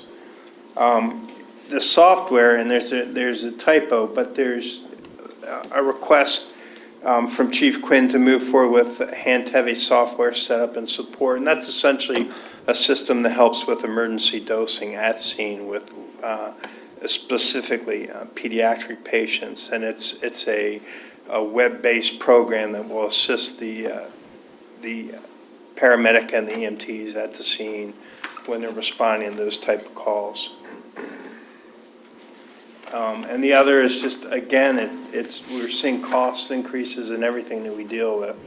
We try and minimize the costs, and I kind of joked about making sure it's one Band-Aid or one shot per visit, but everything seems to be going up, and the county's absorbing the cost of that. So Pete, before you move on, Yeah. the state retirement study, the actuary that you would have to have done, I think Queen Anne's has LEOPS for their paramedics. Yes, they do, and I've spoken with Scott Haas. Okay, so I mean, it's kind of the way things are done now. I mean, it's a good, recruitment tool. It's a good tool to actually maintain your current level of staffing too. I would agree, and I think it is in the process of failing again this year, but they're trying to bring communications officers into it as well. So our 911 specialists will be covered, and again, that would be my short and long-term goal, to try and do something to keep the great people that we have. It's kind of what the county did with CORS. I mean, because CORS is the correctional officers' retirement system. And prior to that, they just had the regular state pension system, which is a good system, but not as good as the CORS or the LEOPS. So it's the recruitment, retention. And we see it as a reason for not being able to recruit or retain when they can go to a department that actually has that. And their time transfers, because it's. Yes, sir. Because we're in the state system, so their time would transfer right into LEOPS if they were to go to Queen Anne's. Thanks for bringing that up. Under capital, some interesting things that you'll see here. But the first, probably in addition to one of my, everything I have is a priority, so I would list this as priority 1B. But furnishing for the new EMS building, I think I had a discussion with Shelley and Dan last week, and even Pat, and it kind of brought all of us to the same conclusion that nobody's considering what it's going to cost to furnish this building. So I went online, and the cost that you see there is an estimate, but that's using online and vendor-based information to give a ballpark or no more than figure of what it would cost to furnish that building. The equipment that is in Lynch should probably go straight to Nicholson, the furnishing and all that, and hopefully that's the way that we'll see it. And it leads to, if you see the third thing, I think OES and EMS never really plan to replace stuff that's used. You know, they're called hot bunks. That's because it's being used either night and or day, every day of the week. And since we've moved into Rock Hall as well as Galena, nothing's been done with that equipment. I think the first major improvement we had was replacing the water systems in Rock Hall and Galena this year. I think we have to get realistic in realizing that while we bought bargain basement furniture as well as whatever people could bring in and self-furnish, I think we have to look beyond that and kind of get onto a plan where every couple of years, and that's what you'll see, I've set out to $8,000 every other year. Just consider refreshing the EMS station furnishings. The next thing, the AEDs, or automatic external defibrillators, that's just the ongoing process of EMS being in charge of all the defibrillators that are in the county buildings, as well as the sheriff's department and parks and rec buildings, as well as our medics. It's just making sure that we keep replacing them on a basis so we always have them working. I think the recent expansion of the AED system, having them at the pools and in the park, has worked out well, and luckily we haven't needed them. But if we ever do, they're there to be used. And the last one, I'm sure will bring a smile to your face, or you'll chuckle. I just wanted to put that on your radar. You know, we have an ambulance that, while it only has 23,000 miles, it's pushing age, and our calls for service are going to go up. I just wanted to bring it to your attention to make sure that somewhere in the future, if I come back every year and say, hey, we need it, that's the cost of an ambulance right now. And again, while I realize it could be pushed off into the future, I or my successor will be coming back for you saying, we're going to need another one, whether it's to expand or replace the one that we have. Other than that, the EMS fleet that we have, Chief Quinn and as well as Brad Russum are doing a good job of governing and running that fleet the way it should be. They look at the mileage, they're paying attention to maintenance, and there's no other request for our fleet for this year. We as the county only have one, right? Is that? Yes. And that's the one was bought during with the COVID money Yes, that sir. we received however many years ago that Yes, was. 5. That's the one you're talking about. Yes, sir. 23,000. That was purchased with the CRF money, the money that came before ARPA. So it's been a little while now. And I can tell you that wasn't utilized to the extent before Chief Quinn took over. He's making sure that we get it out and about and people see it running and it's running calls. If one of the volunteer fire companies have an issue with one of their ambulances, we'll use it to substitute there. But again, I think with smart fleet management that we should continue to consider or know that that's going to be in the future. And that's the price that they're going right now. So with what's going on in Betterton, with putting the EMTs there, do you use the county ambulance down there for that? So I understand their ambulance needs some workers. Well, they just bought a new used ambulance, so that will buy us some time with that. We're in the process of hopefully locating to Betterton. We're waiting because I will likely in the future be coming to the county requesting the funding to do so. I'm making them go through the county procurement, or at least go through the motions of obtaining 3 bids. Well, we got 1 bid. We know it's a great bid, and it's a member who is a contractor. We want to make sure that we go through the process. But I spoke to Chief Grapes yesterday, and we're still moving forward with that. And I guess before I get off the topic of EMS, I'm happy to say that starting in April, you're going to start seeing receipts come in from EMS billing that kind of gone by the wayside. And the chiefs, while not every department can move all at once, the Kent County chiefs have decided as a group to go with one vendor, so Kent County is moving towards a one-stop EMS billing program that will allow us to seek even more payment to kind of, I don't want to say supplant, but supplement the funding that's going into our EMS services. So I think that's a pretty significant improvement. Just to be clear, though, that is covered by people's insurance, we're not. 100%. Right. It's covered by insurance, and if the insurance doesn't pay, the fire companies in county don't go I just after wanted people. people. They will have people that make donations. I understand, right. Right. But yeah, no, it's not Yeah. the typical knock on your door creditor or anything like that. Moving on to communications, operating expense. We use one vendor in particular that I don't want to say has us over the coals, but they have the best equipment and they know it, and we pay a price to use it. And the software maintenance, it just increases that you see again by the vendor and supply chain issues. And then the operating expense increase. And the communication equipment, that's where OES is responsible for all the emergency communications in the county. So you have the volunteer fire companies, the police, they support the police departments.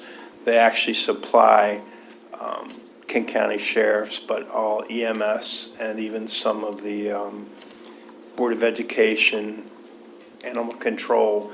That's why there's an increase there, because the money that we had before just doesn't keep us supporting it the way that we need to. And the other in communications, capital project, again, which I would respectfully request you consider before FY '26, so we can wipe that off the books, is that kitchen and dispatch room refresh. And again, the county portion of that is the things that the 911 board won't pay for.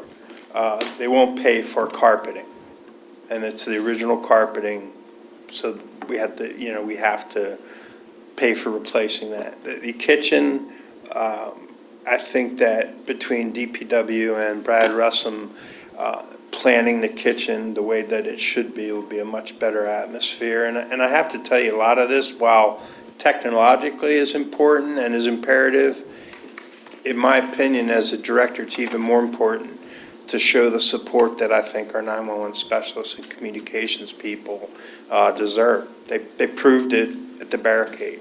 And there's nothing more disheartening than making the climb down the stairs and walking in and working in there for 12 hours at a time during stressful situations.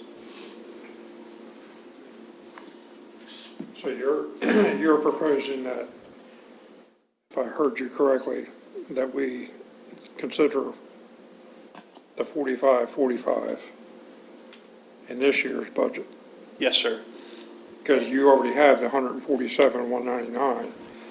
I'll have it with your permission. I have to come back to get that. It's a strange process with the 911 board. While everything is guaranteed, we still have to apply and receive it, and before I can apply and receive it, I have to come to you and ask for permission to apply and receive it.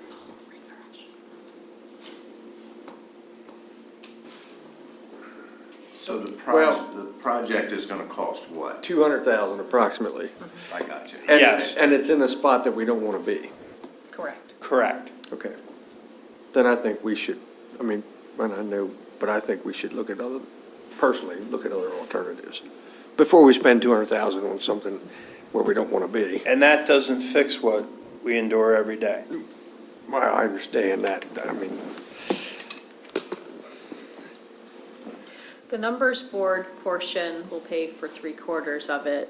The remaining will be the commissioners. So is the request to look at the other, the 1/4 and make an evaluation of? I'm not saying don't give money. I'm saying. Or the whole look at project. another spot is what I'm saying.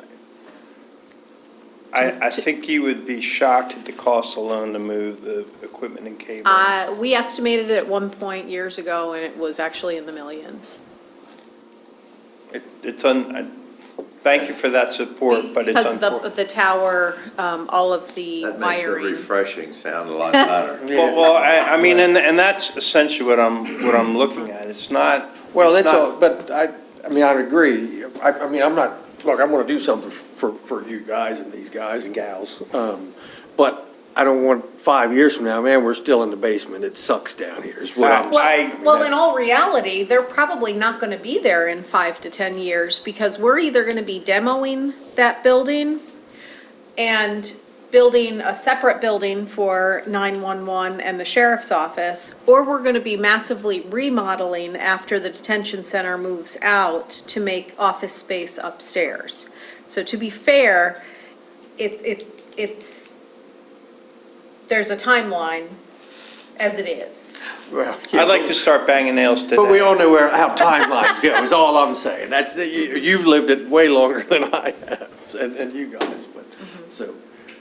So the numbers board, if you were to build a new EOC, I'm sure we can get more than 147,000 from them. So this isn't the EOC, this is actually where the dispatchers are. Yeah, then the 911 board won't pay for anything but dispatch-related costs. The carpet, they claim, doesn't have to do with the actual cost of dispatching. That's why we're. But if you were to build a building, you can go after other money from the 911. We would have to go after additional money to furnish that building, yes. Because I think don't they help pay for the movement of the equipment? They I mean, used the to. infrastructure's there on site So already. they used to, sir, but there's a lot more conservative or directed look at exactly what they pay for. There are certain things, like carpet, that I'm on board used to pay for. They won't. If it is not directly involved with somebody picking up the phone and dialing 911, they'll say they're not covering it. Well, it's gonna come down to one of two things. We either gotta move awful quick on a great big on a bigger project, or or you can't ask these people to sit in that facility I'm like not, that. I'm not arguing. I'm just trying to, yes, sir, I'm just trying to be realistic and support my team. We are too. But if we put a new roof on that whole building, and there's That's, 45,000. right, we're looking, $400,000. with all due respect, on you have something that we three might demo. departments to look at. We have Correct. 32, and we're trying, I'm big picture in this. Selfishly, So- Dan has fixed my leak. I want to move on. But you guys, you're thinking along the correct lines, because we're gonna have to start getting very serious about whether or not we're rehabbing this building and starting to make massive renovations, not this refresh, but the building in general, or if we're really looking at a different solution for the future. Well, there's a lot of information we need to make a decision about that. Number one, I've heard numbers floated around of what it would cost to rehab that building. But I've never seen it done by an engineer or somebody. I've never seen it itemized. I mean, we can throw numbers out, but when you get spending in the millions, you want to be as close to trying to know what you're talking about as you can. Now, I haven't seen any numbers yet about, I mean, what. I agree, that's why I asked for 45,000. Look, you don't have to, you've convinced me. I'm there. I know. I mean, I was down there and saw it, so I know what you're talking about, and. I know there have been studies in the past. I think Crabtree did the last one that I saw that was shelved. Crabtree was recommending that we build another building for 911 and the sheriff's office and demo they said that, we didn't have numbers, but they said it would be more expensive to renovate that and repurpose that building. And when was that done? I mean, that was pre-pandemic, that was a long time ago. Probably 2018. But it's, And I but think we're the still price- there. the price tag was like 20 million. And I think it was a little too big. The building. And unfortunately, that's one of the newer buildings that the county owns. Well, it was, Which, It what is. is? Yeah, that- Probably, short of the community center, it's the newest building we own. Right, exactly. What But, is? and this The was, jail and the- this was the pre sheriff's office. a potential Midshore Regional Detention Center. So that was when we were absolutely going to renovate that building for the detention center and move out the sheriff's office and 911. Now, we've got a couple other cards in this game. it's got a lot of bad bones. Oh, I'm not disagreeing with anything No, I mean, anybody's it's just- saying here, I'm just trying to, Right. I don't want to be, you know, Yeah, I mean, you just, penny wise, we dollar just need short to here. see whether it's gonna be worth renovating or whether. Right. So ultimately, they probably, 911 will not be in the basement. I don't know when that will happen. At some point, at some future I time. was trying to get you out of the basement, Pete, that's all. Right. I don't think I'll see it in my career. So the question is, do we, this piece right here is roughly, as you said, $200,000. 3/4 of it will be paid for by the numbers board, and another almost 45,000 would be I have no carried problem by with the- this, but at the end of the day, it's $200,000, and I'm thinking, you know, can we take that $200,000 and do something? You know, I'm just thinking, but maybe not. Moving the equipment sounds like that's the non-starter. It can be done. So It's this is just, gonna be for new carpet is in your, the dispatch center Correct. and for a refresh of the kitchen. of the kitchen. Mhm. As well as relocation and refurbishment of the workstations. I said something about that. It'll essentially be gutted and rebuilt. That's what I mean. Yeah. And again, my concern are the cost of the commissioners. If you extrapolate that out, whether it should have been put in before or however long we're going to be there, this is minor money compared to what we're talking about. Oh, it certainly is. And isn't there actually, supposed to be another station at 911? There will be one more. Added to what we've got? Or is it? No, it'll are be you three, it'll moving just be one? in a different configuration, but it'll be more user-friendly. I mean, it will be the best that it can be in that location, Right. with your support. You know, I was thinking the other day with the new EMS building, would it be something to think about to move the secondary 911 center out to, at Public Works into the EMS building? I think, again, based on cost and based on proximity, you would not want everything in one location. So having it in the location it is, as long as our landlord, Dan Matson, doesn't mind, I think that's a good location for that, for a redundancy standpoint. I know what you're saying. But if something happened at one site, you wouldn't want to have Wouldn't it want to be- destroying both Correct. operations. Correct. That's why having a little distance between the backup Right, answering point is a pretty good thing. makes sense. Yeah. All right. That's all I have, sir. That's enough. Shoot, Thank you all. golly. Thank you. So we're going to start with Dan Matson's presentations, and then we'll break for lunch, and then we'll continue with Dan's divisions, only because he has so many, and we don't want him to lose And his Dan always voice. gets a lot of questions. They're always So- welcome. So we had planned on breaking for lunch at about noon, so we're a little bit behind, not tremendously. So my recommendation would be let Dan get started, but then when you're ready to break, just say so, and we'll be ready to bring lunch out. And there are sandwich platters, so. Very good. All right, so the first topic is Public Works Administration. I'll move through some of the simpler ones as quickly as possible, but please feel free to slow me down, ask questions on any individual item as requested. So, in general, you see operating is going up. although comparative to the other numbers, it's a very small budget. So the net impact is less than 1%. The big reason for operating increasing is myself, and now I have a deputy director for the first time in a while. We have two employees that'll be attending things like the MACO conference and the County Engineers Conference. Those are very important to myself and to Carrie, the deputy director, allowing us to share commonalities with other public works departments and get to know other vendors in the area. Really, we're on a bit of an island when it comes to contractors, vendors, and things like that. So opportunities to meet larger scale firms or contractors are invaluable to us and get them interested in our projects. And I don't want to interrupt you, but this is so minor. Yep. You know, what you're actually requesting. I'm okay if we just go on to the next one, because I mean, this is like. We can keep rolling. That's great. I mean, these are no-brainers. I mean, Next, we have weed control.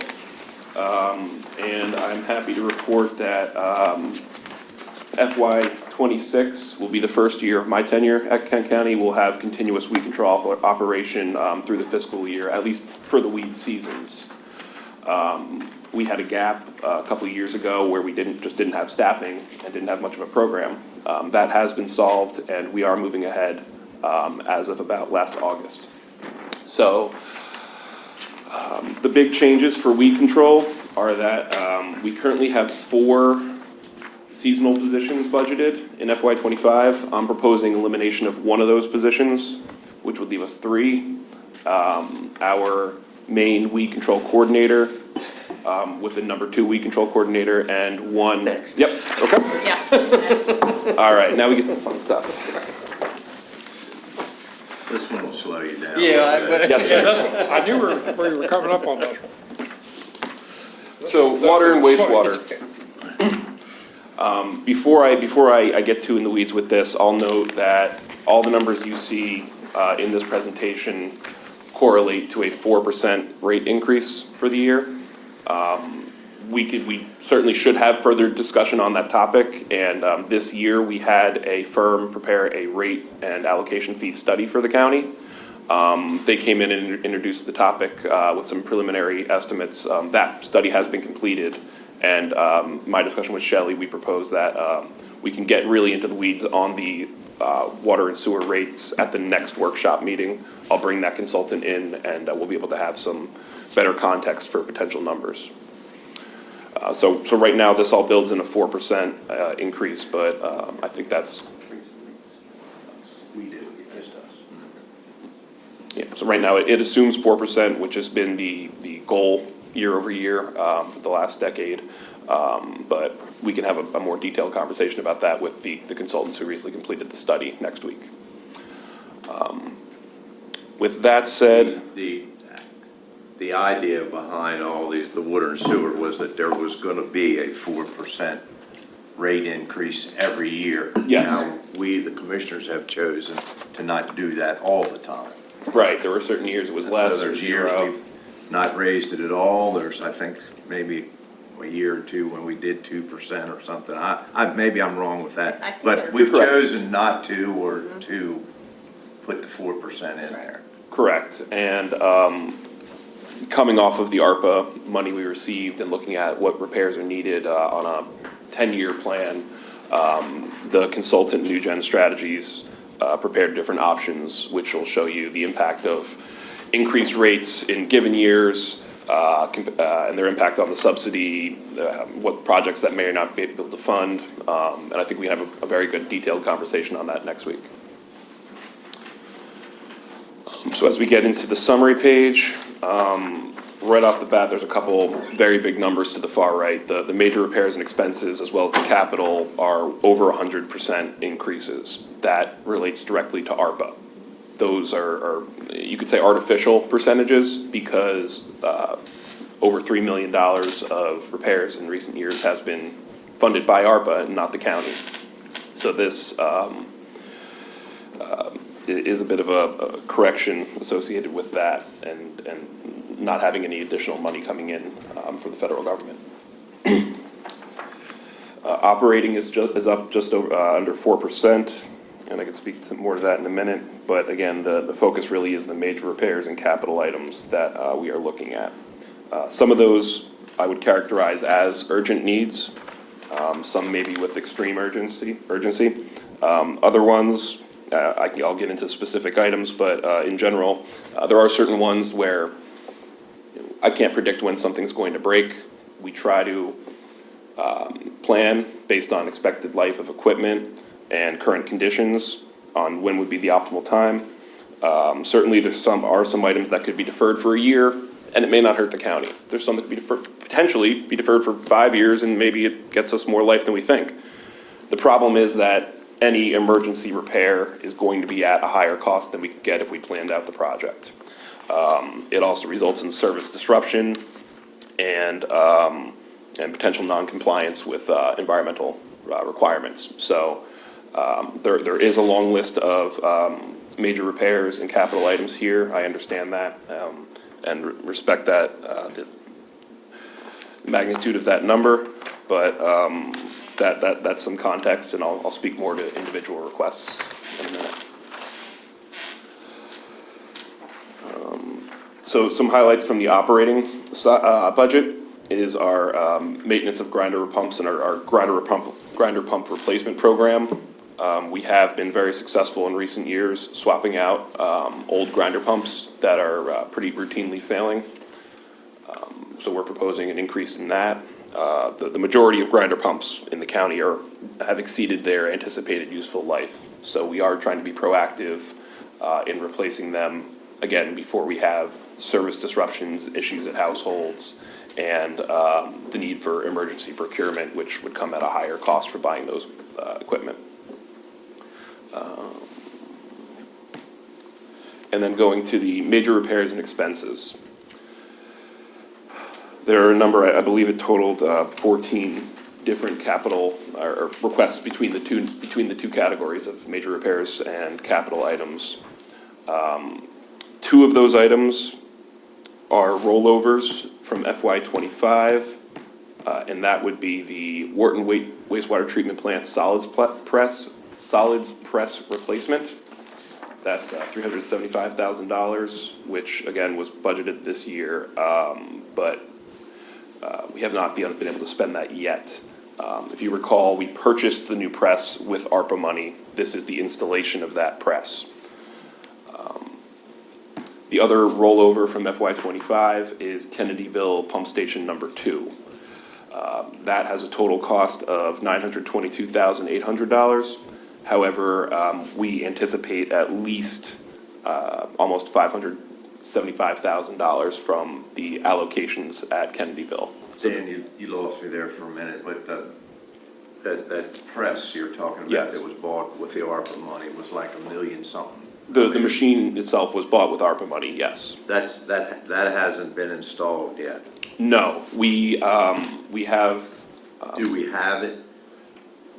No, we don't have it sitting around right now. It's a very big piece of equipment. We have it ordered, and the vendor will coordinate delivery time with the installation project. That's what I was wondering. Sure.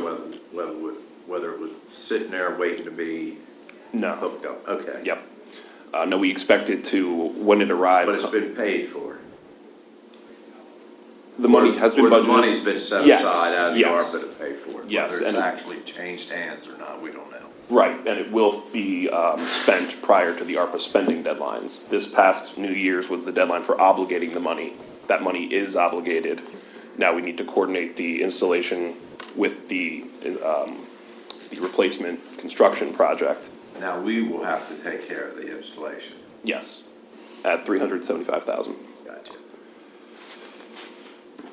The Kennedyville Pump Station number 2 project, like I said, that is almost $1 million, but we think about 2/3 of that, just to use round numbers, will be developer allocation fees associated with the bid that will be going out probably within the next month for Kennedyville to developers.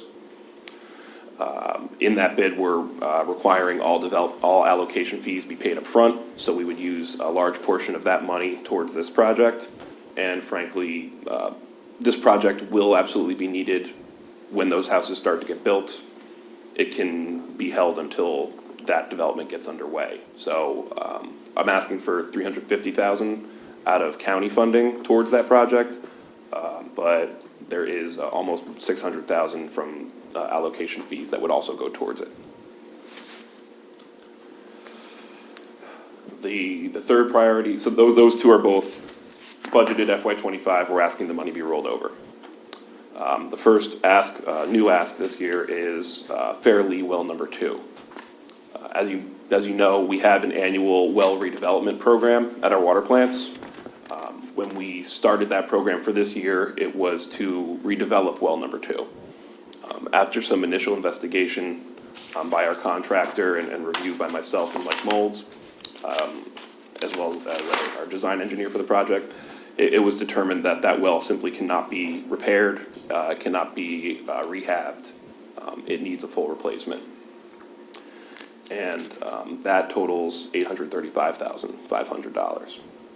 That is one I would categorize as a highest level of need because the Fairleigh plant right now is operating off of one well.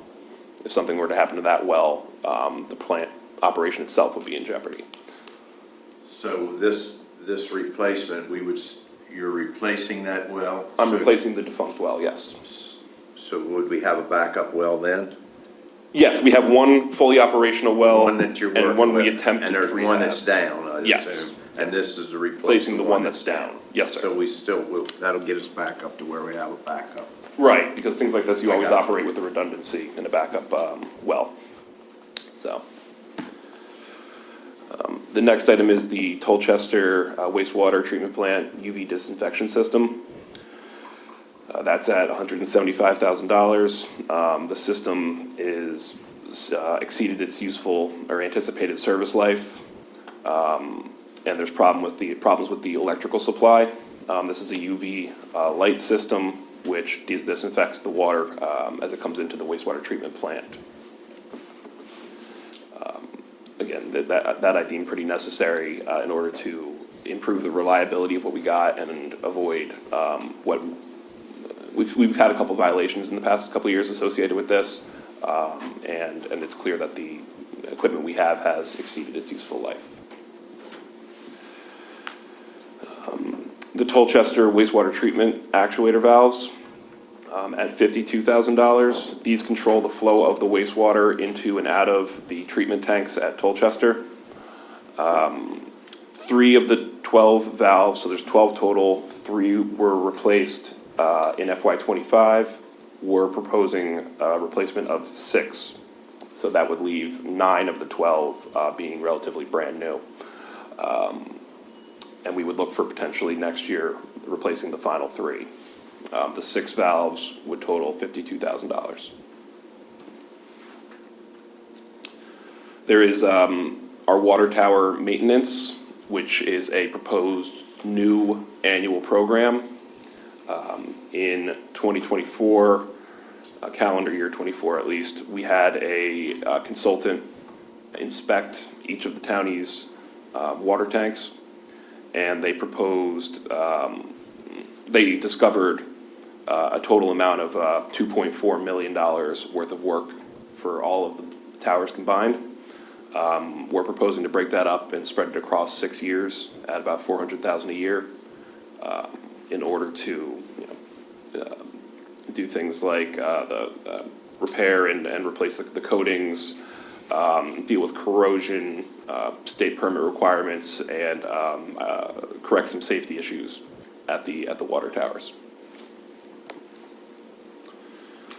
The Tolchester pump station skid replacement is $450,000. This one is a safety issue, both for our staff and, in some sense, the general public. The skid system, which is really the structural elements of the pump for the Tolchester pump station, has become extremely deteriorated.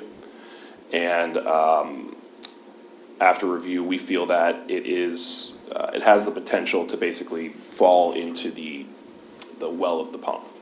The pumps itself could fall in, creating serious damage to all components and rendering that station out of service for a decent period of time. So that has become a pretty big priority, and like I said, I do also feel that is a safety issue for staff that has to maintain the pump station. The Tolchester service area includes all the grinder pumps from the Tolchester community, which includes the fairgrounds. The Wharton wastewater treatment plant chlorination system is $12,000. Again, that deals with deterioration. It's metal components and even the best coatings and stainless steel, when regularly exposed to chlorine, degrades pretty quickly. So we are proposing to replace replace that chlorination system in simple terms for $12,000 in order to prevent a potential failure. The Wharton sewer manhole monitor, I believe, is on there. That is $12,500. There's actually a manhole in the Wharton wastewater conveyance system that takes in flow from a pressure line and outlets flow via gravity. And what we see happen with somewhat regularity is the incoming flow, the pressurized flow, exceeds what the gravity can convey out of the manhole. We get a buildup of wastewater in that manhole. At times, it can even pop the lid off the manhole because there's pressure flow coming in. Or one time that I remember, it backed up into a person's home and we had to rebuild the whole inside of that home at about $200,000, if my memory serves me. So. And obviously, That was in the Millington area. Okay.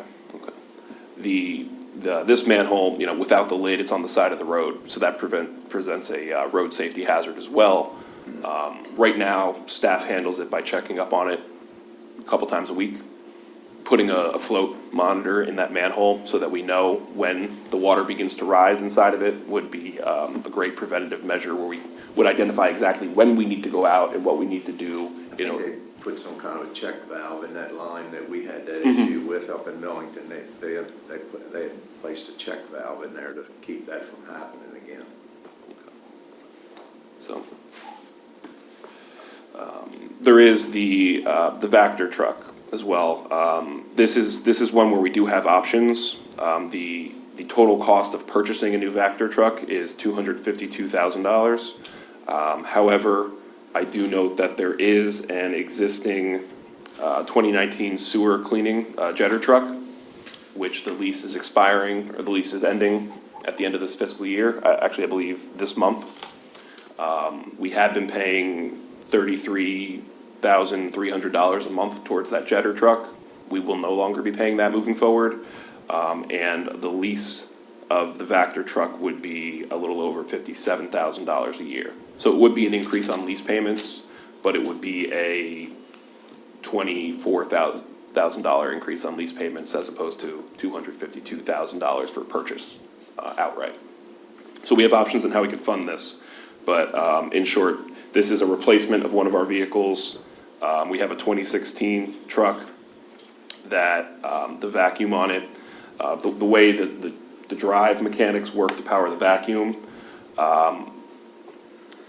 is problematic, and it goes down pretty frequently, which leaves us relying on, I believe, one truck. The proposed truck also has a slightly increased capacity, which would allow us to service more areas continually as opposed to needing to dump it much more frequently. So that is a big number purchase. However, we do have the option to lease that, and with the lease expiring, that may make some sense. We do have the annual pump station pump replacement program at $30,000. There's 26 pump stations throughout the county. Average pump system has about a 20-year life cycle. So even doing one a year, we're stretching. But this would be replacement of another pump station to continue the program we've had for a few years now. Smaller item is security cameras at the pump station. We propose $8,000 to install 8 new security cameras at our highest priority pump station. These would have a lot of value in preventing increased security. Increased security at these. We have been sitting in more and more meetings with state and federal authorities regarding security of water and wastewater systems and pump stations, especially because they're in very remote locations, they're tucked away. People don't particularly like to look at a pump station, so you hide it, and that makes a great spot for people to hang out or have some nefarious activity. So we have 26 pump stations total in the county. This would be cameras at what we feel are the 8 highest priority. And if successful, we may look to add some more next year. But for now, it's 8 cameras at $8,000. Have we had any issues? I believe nothing that has damaged pumps or real equipment. We have had a couple scenarios of people hanging around them. So it's nothing big as of yet. But this would also bring those stations. The American Water Works Society has security standards for what it should be, pump stations should be, and this would bring those into compliance with those recommended standards. Moving along, the Fairleigh filter control valves. We designed this project with ARPA money. It was $13,500 of design. And the construction cost is $80,000.